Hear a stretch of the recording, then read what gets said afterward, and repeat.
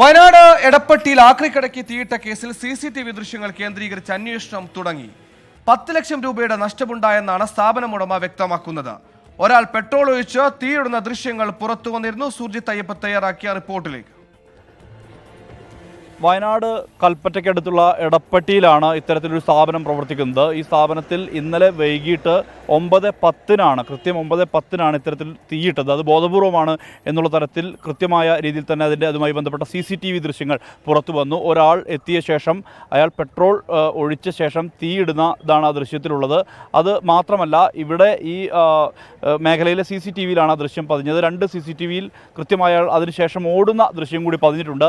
Kalpetta police ഇതുമായി ബന്ധപ്പെട്ട് അന്വേഷണം ആരംഭിച്ചിട്ടുണ്ട്. ഞാനിപ്പോൾ നിൽക്കുന്നത് ആ കടയിലാണ്. ഇത് 2002 മുതൽ ഈ സ്ഥാപനം പ്രവർത്തിക്കുന്നുണ്ട്. കൽപ്പറ്റ സ്വദേശിയായ നാസറിൻ്റെ ഉടമസ്ഥതയിലുള്ളതാണ് ഈ സ്ഥാപനം. ഈ ആക്രി സാധനങ്ങൾ ശേഖരിച്ച് അത് സംസ്കരിച്ച ശേഷം അത് വിൽപ്പന നടത്തുന്ന രീതിയിലാണ് ഇവിടുത്തെ പ്രവർത്തനമുള്ളത്.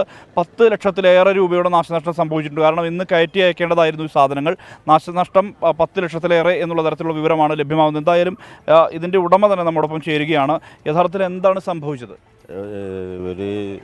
ഒരു 9:10 ആരോ വന്ന് ഇങ്ങനെ മനഃപൂർവ്വം തീയിട്ട് കത്തിക്കുന്ന മാതിരിയാണ് തോന്നുന്നത്.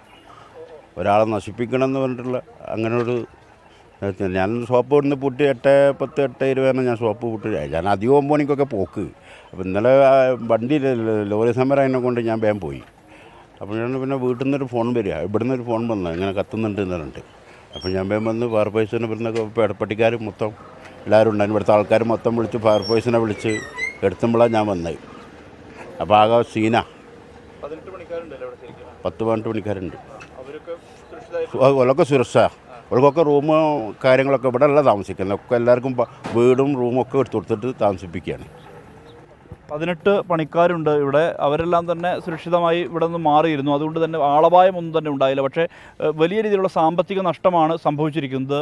എന്തായാലും ഇത് ആര് എന്നതുൾപ്പെടെയുള്ള കൂടുതൽ CCTV ദൃശ്യങ്ങൾ കേന്ദ്രീകരിച്ചുള്ള അന്വേഷണമാണ് നിലവിൽ പോലീസ് നടത്തിക്കൊണ്ടിരിക്കുന്നത്. ആളെ കണ്ടെത്താനുള്ള ശ്രമമാണ് നടത്തിക്കൊണ്ടിരിക്കുന്നത്. എന്താണ് ഇതിന് പിറകിൽ എന്നുള്ള കാര്യത്തിൽ ഉടമയ്ക്കും വ്യക്തതയില്ല. എന്തായാലും പോലീസിൻ്റെ അന്വേഷണം നടക്കുന്നു. സ്വാഭാവികമായും അത്തരം കണ്ടെത്തലിലേക്ക് എത്തുമെന്ന് തന്നെയാണ് നമുക്കും അത്തരത്തിലുള്ള പ്രതീക്ഷ തന്നെയാണ് ഇവരെ സംബന്ധിച്ച് ഉള്ളത്.